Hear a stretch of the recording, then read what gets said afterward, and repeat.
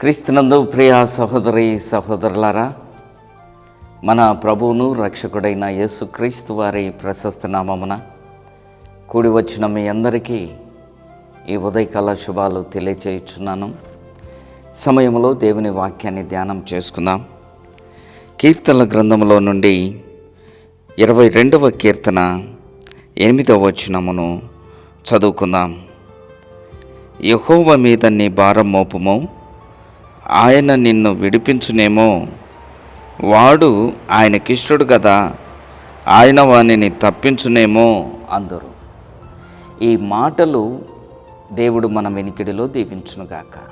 ఈ మాటలు దావీదు ప్రవచనముగా మాట్లాడాడు.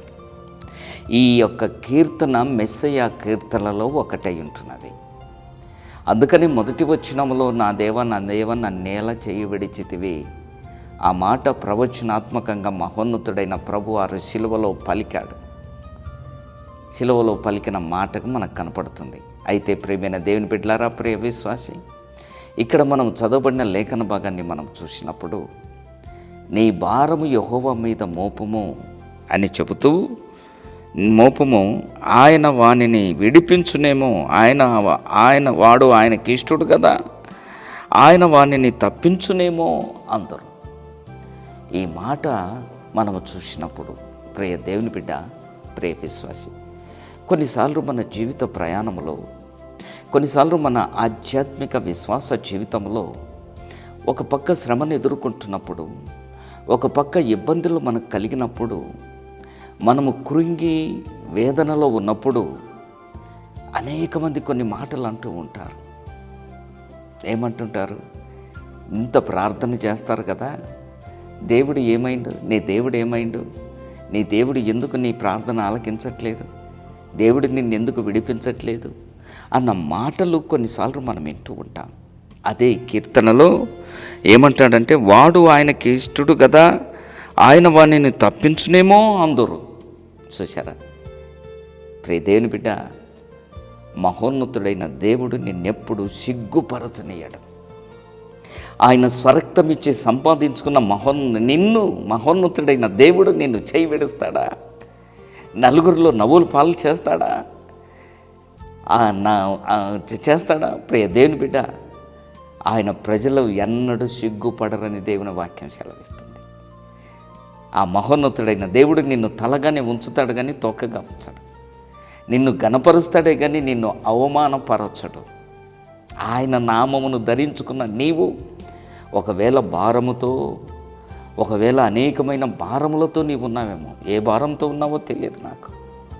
నీ జీవితంలో భారభరితమైన జీవితం ఉన్నప్పుడు నీ భారం ప్రభువుకు అప్పచెప్పు. యేసు ప్రభువు మత్తయి సువార్త 11వ అధ్యాయంలో అంటాడు కదా, ప్రయాసపడి భారం మోసుకొంచున్న సమస్త జనులారా నా యొద్దకు రండి, నేను మీకు విశ్రాంతిని కలుగచేస్తాను. సహోదరి, సహోదరుడా, నీ జీవితంలో ఒకవేళ భారభరితమైన జీవితం నీ జీవితంలో ఉందేమో, భారంతో కూడిన జీవితం, తేలిక చేసుకో. నీ భారం మోయటానికి ప్రభు ఉన్నాడు. పేతురు భక్తుడు అంటాడు కదా, ఆయన మనల్ని గురించి చింతపడుచున్నాడు గనక ఆయన నిన్ను గురించి చింతపడుతున్నాడంట. నీ చింత యావత్తు ఆయన మీద వేయి అంటాడు. ఈరోజు క్రైస్తవులుగా మనం ఏం చేస్తున్నామంటే, మన భారం మనమే మోసుకుంటున్నాం, మన చింత మనమే మోసుకుంటున్నాం. ప్రభు మీద మోకరించ ప్రార్థన చేయం. ప్రియ దేవుని బిడ్డ, ఈరోజు వర్తమానం వింటున్న నీ జీవితంలో మహోన్నతుడైన దేవుడు, చాలిన దేవుడుగా నీ జీవితంలో ఉన్నప్పుడు నీవు ప్రభు మీద భారం వేయి. ఆయన మీద నీవు భారం వేస్తే చాలు. నీ భారములన్నీ మోయివాడు ఆయన, నీ చింతలన్నీ మోయివాడు ఆయన, నీకు సమస్తాన్ని సమకూర్చువాడు ఆయన. అందుకని 127వ కీర్తనలు అంటాడు కదా, తన ప్రియులు నిద్రించుచుండగా ఆయన వారికి ఇచ్చుచున్నాడు. తెల్లవారక మునిపి ఆయన నీకు సహాయకుడు. ఎంత గొప్ప దేవుడు! అటువంటి దేవుని పెట్టుకొని ఎందుకు భారం నువ్వే మోస్తావు? అటువంటి మహోన్నతుడైన ప్రభువును పెట్టుకొని ఎందుకు నువ్వు భారం మోస్తావు? ఆయన నీ భారమును మోయటానికి ఈ లోకానికి వచ్చాడు. మన పాప భారాన్ని మోయటానికి మహోన్నతుడైన దేవుడి లోకానికి వచ్చి ఆయన శిలువ మీద మన భారాన్ని మోసుకొని పోయాడు, పాప భారాన్ని. ఆ కల్వరి కొండ మీద నీ కొరకు నా కొరకు ప్రాణం పెట్టాడు, మన భారమును మోశాడు. కనుక ప్రియ దేవుని బిడ్డ, ఆ మహోన్నతుడైన ప్రభు మీద నీ భారం వేయి. ఆయనే నిన్ను ఆదుకుంటాడు, ఆయనే నిన్ను బలపరుస్తాడు, ఆయన నీకు సహాయం చేస్తాడు. అట్టి కృప దేవుడు నీకు అనుగ్రహించునుగాక. తలలు వంచు ప్రార్థన చేస్తాం.